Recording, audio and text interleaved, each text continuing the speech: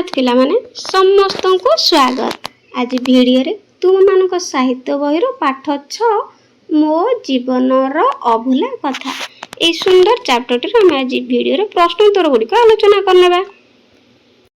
मो बुझिबारे क निम्नलिखित प्रश्न गुडी कर ठीक उत्तर पाखरे तारा चिन्ह दियो। तो ठीक उत्तर पाखरे कोन करबा तारा चिन्ह देबा। एक नंबर आरे पिला तू निजको निजे तो संभाली पारु न मते संभाळिबो किपरि एठारे आरे पिला बोली काहाकू कुआ जायछि। ऑप्शन गुडी कहउछि राधाकांत मठर महंत, महात्मा गांधी, ब्रह्मचारी मुई, सत्यनारायण राजगुरु। तो पिला माने एहार सठिक उत्तर कोन सत्यनारायण राजगुरु। तो एठी कोन करबा स्टार मार्क देबा। तापरे 2 नंबर गांधी जी काहेकि पारलाखेमुंडी आसीथिले। तो ऑप्शन गुडी पिला माने उत्कल सम्मेलन रे जोग देबा पई, तापरे लोकंक मन रे जातीयताबोध सृष्टि करिबा पई, उत्कल मातार सेवा करिबा पई, मांद्राज रे समर शिक्षा पई, छात्र बाछिबा निमंते। तो पिला माने एठारे सठिक उत्तर हे जो लोकंक मन रे जातीयताबोध कोन सृष्टि करिबा पई हैला। ख तुमे एही उत्तर गुडी को काहे की बाछिलो ओ तार कारण आलोचना करो। तो पिला माने एगुडी को हमें विषय वस्तु पढिले एगुडी को उत्तर कोन कले बाछिचे ना नहीं। तो एही कथा तुमे माने कोन करिवो तुम श्रेणी गृह रे संग साथी मानक सहित आलोचना करिवो। बुझि पारिलो। आगु को जिबा वाक्य ऊपर आलोचना। निम्नलिखित वाक्य दुईटी को मन देई पढ़ ओ संग मानक सह आलोचना करो। एहार व्याख्या को आलोचना करी सारांश को श्रेणी रे कुह ओ खातारे लेख। क मनुष्यर ज्ञान ओ कर्म एकाथरे रहिबा आवश्यक। तो एठार हमें सरलार्थ लिखिबा हैला। उत्तर मनुष्यर ज्ञान डॉट डॉट आवश्यक। उक्त गद्यांशटी सत्यनारायण राजगुरुंक लिखित मो जीवनर अभूला कथा प्रबंधरु उद्धृत। एठारे लेखकन को अल्प बयसरु राजनीति रे न मातिबाकू तांको नना देइथिबा परामर्श कथा वर्णना करा जायछि। 1921 मसिया रे महात्मा गांधी पारलाखेमुंडी आसी एक प्रचार सभा करिथिले।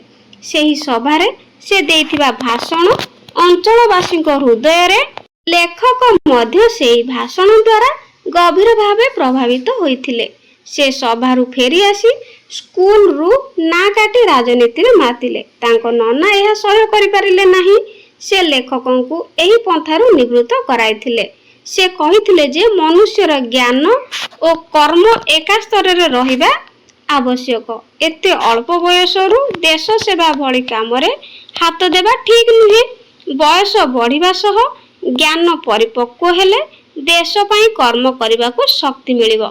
लेखक मध्य पितांक सुपरामर्श को ग्रहण करिथिले। एही प्रसंगटी वास्तव रे बेश शिक्षणीय होईछि। प्रश्न ख भारत माता मोर पितामही किंतु उत्कल मोर जननी। उभयंकर सेवा मोर कर्तव्य किंतु सेथि मध्यरु प्रथम कर्तव्यटी होछि जन्मभूमि मांकर सेवा। तो पिला माने एई सरलार्थटी भेरी भेरी इंपोर्टेंट अटे हैला। तो निश्चित भाव रे तुम मानकर परीक्षा रे एई सरलार्थटी पढिबो। तेणु भल भाव रे एटा कोन करिवो प्रिपेयर हेबो। एहार उत्तर करिबा सरलार्थ लिखिबा। उत्तर भारत माता डॉट डॉट मांकर सेवा संस्कृत गद्यांशटी सत्यनारायण राजगुरुंक लिखित मो जीवनर अभूला कथा प्रबंधरु आसी अछि। एठारे लेखक उत्कल जननीर सेवा को निज जीवनर व्रत भावे ग्रहण करि नैथिबा कथा वर्णना करिसंती। लेखक गांधीजी को आदर्श रे अनुप्राणित होई भारतीय राजनीति रे भाग नेबा को आग्रही होइथिले। बहु चिंता पर से स्थिर कले जे भारतीय राजनीति रे भाग नेबा को हेले प्रथमे निजको निज जन्मभूमि उत्कल को बलिष्ठ करी गढ़िबा को हेबो। सेतेबेले उत्कल सम्मेलन रो नेतृवर्ग माने ओडिया भाषी मानक एकत्रीकरण निमंते आह्वान देइथांती। सेथिरे अनुप्राणित होई से उत्कल मातार सेवा करिबा को स्थिर कले। तांको मतरे भारत माता तांकर पिता मही मात्र उत्कल तांकर जननी। जदियो उभयंक सेवा तांकर कर्तव्य तथापि प्रथम कर्तव्य हैला जननी उत्कलर सेवा।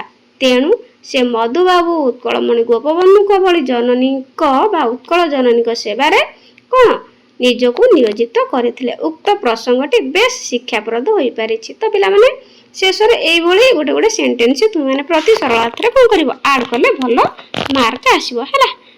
ମିଳିମିଶି ଯୋଡ଼ିବା। ପଠିତ ପାଠରୁ କିଛି ଶବ୍ଦ ଓ ତାର ଅର୍ଥ ନିମ୍ନରେ ଦିଆଯାଇଛି ହେଲା। ତଳେ ଦିଆଯାଇଛି ସାଙ୍ଗମାନଙ୍କ ସହିତ ଦଳରେ ଆଲୋଚନା କରି ଶବ୍ଦ ସହ ତାର ଅର୍ଥକୁ ଗାର ଟାଣିକି ଯୋଡ଼। ତ ଶବ୍ଦ ସହିତ ତାର ଅର୍ଥକୁ ଆମେ କ'ଣ କରିବା ନା ଗାର ଟାଣିକି ଯୋଡ଼ିବା ହେଲା। ତ ଦେଖ ଏଇଠି ଦେଇଦେଉଛି ଉତ୍ତର। ଏକରେ ଦେଇଛି କ'ଣ ଅସହଯୋଗ। ତ ପିଲାମାନେ ଅସହଯୋଗର ଅର୍ଥ କ'ଣ ହେଇଯିବ ସହଯୋଗ ନ କରିବା ନା ନାହିଁ। ତ ଏଇଠି କ'ଣ କରିବା ଆମେ ଯୋଡ଼ିଦେବା ହେଲା। ତାପରେ ଦୁଇରେ ଦେଇଛି କ'ଣ ଚକ୍ରାକାର। ତ ଚକ୍ରାକାର ପିଲାମାନେ କ'ଣ ହେବ ଚକ୍ରାକାର ହେବ ଏଇଠି ଚକ୍ର ପରି ଗୋଲ ଆକାର। ତାପରେ ପିତାମହୀ ପିତାମହୀ ହେଇଯିବ ପିତାଙ୍କ ମାତା ବା ଜେଜେମା। ତାପରେ ପିଲାମାନେ ବୁକୁଚା ବୁକୁଚା ମାନେ କ'ଣ ଗଣ୍ଠିଲି ବା ବୁଜୁଳାକୁ କୁହାଯାଏ ବୁକୁଚା। ତୁମ ଆଡ଼େ କ'ଣ ଆଉ ସବୁ କୁହନ୍ତି ଯେମିତିକି ଗଣ୍ଠିଲି କି କ'ଣ କୁହନ୍ତି ତ ମୋତେ କମେଣ୍ଟରେ ନିଶ୍ଚିତ ଜଣେଇବ। ତାପରେ ଅନାହାର କ୍ଲିଷ୍ଟ। ଅନାହାର କ୍ଲିଷ୍ଟ ପିଲାମାନେ କ'ଣ ଭୋକରେ ଦୁର୍ବଳ ହୋଇ ପଡ଼ିଥିବା ବା ଖାଦ୍ୟ ନ ପାଇ ଶରୀର କ୍ଷୀଣ ହୋଇଯାଇଥିବା ହେଲା। ତ କାଲି ଆମେ ଆଲୋଚନା କରିଥିଲେ ବିଷୟଟିକୁ ପଢ଼ିଥିଲେ। ତାପରେ 6ରେ ସ୍କଲାରସିପ୍। ସ୍କଲାରସିପ୍ ମାନେ କ'ଣ ପିଲାମାନେ ସ୍କଲାରସିପ୍ ମାନେ ଏଇଠି ସରକାରୀ ଓ ବେସରକାରୀ ସ୍ତରରୁ ମିଳୁଥିବା ଆର୍ଥିକ ସହାୟତା ବା ବୃତ୍ତିକୁ କ'ଣ କୁହାଯାଏ ସ୍କଲାରସିପ୍। 7ରେ ଲେଫ୍ଟନାଣ୍ଟ। ତ ଲେଫ୍ଟନାଣ୍ଟ ଆଉ ଗୋଟେ ରହିଲା 3 ସହିତ ସୈନ୍ୟବାହିନୀର ଉଚ୍ଚ ପଦାଧିକାରୀ। ତ ତୁମେମାନେ କ'ଣ ଏଇଭଳି ଭାବରେ ସବୁ କସ୍ତମ୍ଭ ସହିତ ଖସ୍ତମ୍ଭକୁ ଯୋଡ଼ିଦେବ ହେଲା। ତାପରେ ଆଗକୁ ଯିବା ଚିନ୍ତା କରିବା। ପାଠଟିକୁ ଆଉ ଥରେ ପଢ଼ି ନିମ୍ନ ପ୍ରଶ୍ନ ଗୁଡ଼ିକର ଉତ୍ତର ଲେଖ। 1 ନମ୍ବର ଲେଖକ ଜଣେ ପରୋପକାରୀ ଓ ଦୟାର୍ଦ୍ର ବ୍ୟକ୍ତି ଥିଲେ ବୋଲି ଆମେ କାହିଁକି କହିପାରିବା। ତେବେ ଏହାର ଉତ୍ତର କରିବା। ଉତ୍ତର ଲେଖକ ଜଣେ ପରୋପକାରୀ ଓ ଦୟାର୍ଦ୍ର ବ୍ୟକ୍ତି ଥିଲେ କାରଣ ଥରେ ସେ ଅନ୍ୟ ଅନାହାର କ୍ଲିଷ୍ଟ ଦରିଦ୍ର ବାଳକକୁ ସହଯୋଗର ହାତ ବଢ଼ାଇଥିଲେ। ସାଙ୍ଗମାନଙ୍କ ସହିତ ମିଶି ତାକୁ ସାହାଯ୍ୟ କଲେ। ରାଧାକାନ୍ତ ମଠର ମହନ୍ତକୁ ଅନୁରୋଧ କରି ତାଙ୍କ ଖିଆପିଆର ବନ୍ଦୋବସ୍ତ କଲେ ଆଉ ତାର ଦରମା ପାଇଁ ସ୍କଲାରସିପ୍ ମଧ୍ୟ ବନ୍ଦୋବସ୍ତ କରିଥିଲେ ହେଲା। ତେଣୁ ଲେଖକଙ୍କୁ ପରୋପକାରୀ ବା ଦୟାର୍ଦ୍ର ବ୍ୟକ୍ତି ବୋଲି ଆମେ କହିପାରିବା। 2 ନମ୍ବରରେ ଲେଖକଙ୍କ ଜୀବନର ଲକ୍ଷ୍ୟ କ'ଣ ଥିଲା ପିଲାମାନେ। ତ ଉତ୍ତର ଲେଖକଙ୍କ ଜୀବନର ଲକ୍ଷ୍ୟ ଥିଲା ଉତ୍କଳ ମାତାର ସେବା କରିବା। ଭାରତ ମାତାର ସେବା ମଧ୍ୟ ତାଙ୍କର କର୍ତ୍ତବ୍ୟ ଥିଲା। 3 ନମ୍ବର ବ୍ରହ୍ମଚାରୀ ମୁଇଁ ଲେଖକଙ୍କ ନିକଟରେ କୃତଜ୍ଞ ଥିଲେ। ତ ପିଲାମାନେ ଏଠି ବ୍ରହ୍ମଚାରୀ ମୁଇଁ ଲେଖକଙ୍କ ନିକଟରେ କୃତଜ୍ଞ ଥିଲେ ନା ନାହିଁ କୃତଜ୍ଞ ଥିଲେ। ଏହା କେଉଁ ଘଟଣାରୁ ଜାଣିପାରୁଛୁ।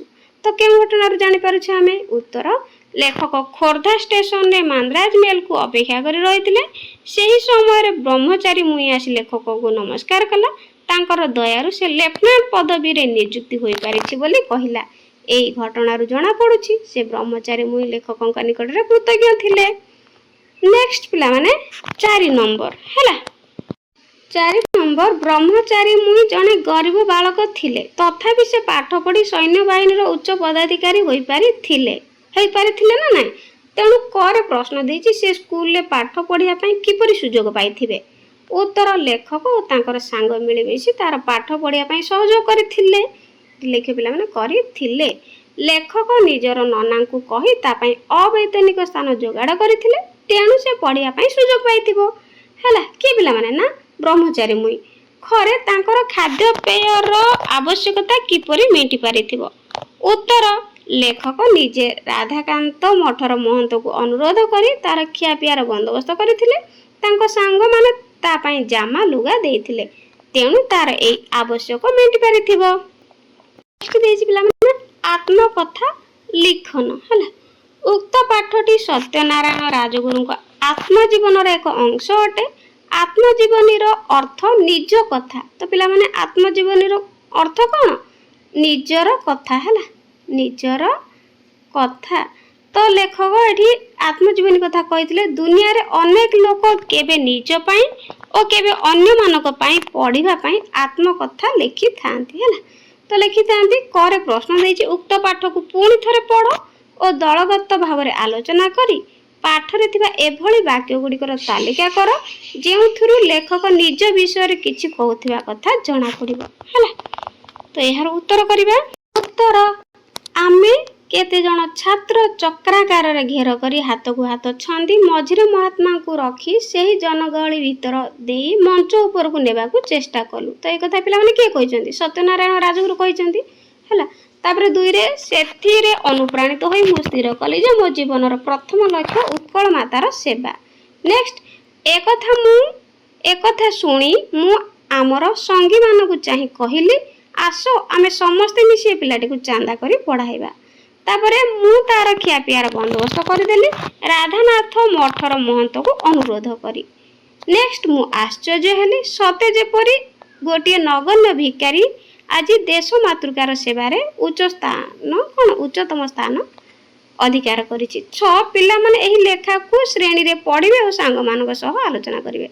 तो खरे देई जे प्रश्न पिला माने एही गुडी को जो आमे लेखिले हला तो एगुडी को सब जांक तुमे कोन करिवो श्रेणी रे निज निज मानक मध्य सब कोन पढ़िबो आ आलोचना करिवो। बुझि पारिलो। तो एगुडी को कोन तुम मानक पई तुमे माने पुणी थरे एगुडी को सब पढ़िबो आ आलोचना करिवो। बुझि पारिलो। आगो को जिबा। नेक्स्ट देछि पिला माने शब्द प्रयोगर रूप एही पाठ रे व्यवहृत शब्द नीति दीर्घर अर्थ जहा अति दीर्घ नुहे। तो पिला माने नीति दीर्घर अर्थ कोन जहा अति दीर्घ नुहे हैला। आम्भे एही शब्द को वाक्य रे व्यवहार करिथाउ। आम्भे माने लेखिबा समय एही परि शब्द मानकु जोड़ी छोट संक्षेप करू जहा फल रे समय कागज प्रवृत्ति अधिक व्यवहार हुए नाही। एहा पढ़िबा को और कहबा को मध्य भल लागे।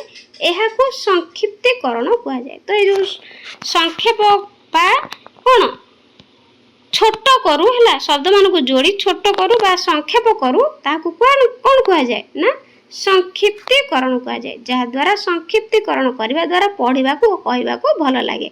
तो एही परि केतेक शब्द पाठरू खोजी तालिका कोन कर। तो एही विषय हमें कोन किछि संक्षिप्तीकरण शब्द गुड़िक खोजी लेखिबा हैला। तो एठी मु किछि संक्षिप्तीकरण शब्द लिखि दोछि जहाँकि तुम मानक बही रे अछि। तो से गुड़िक तुम माने लिखि दबा हैला। तो प्रथमे लिखिबा कोन असहयोग कोन असहयोग तुम पाठ रे अछि। तापरे असमर्थ मध्य अछि असमर्थ ता सहित चक्राकार मध्य अछि हैला चक्राकार याकू मध्य लिखिदब। ता सहित आउरी अछि सुस्थ सबल सेही परी अछि आउरी गोटे अनाहार क्लिष्ट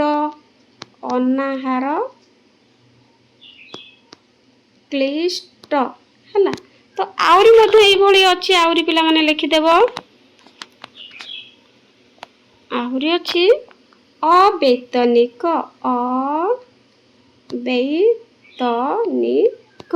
हैला आउरी अछि मध्य नगण्य कोन पिला माने नगण्य।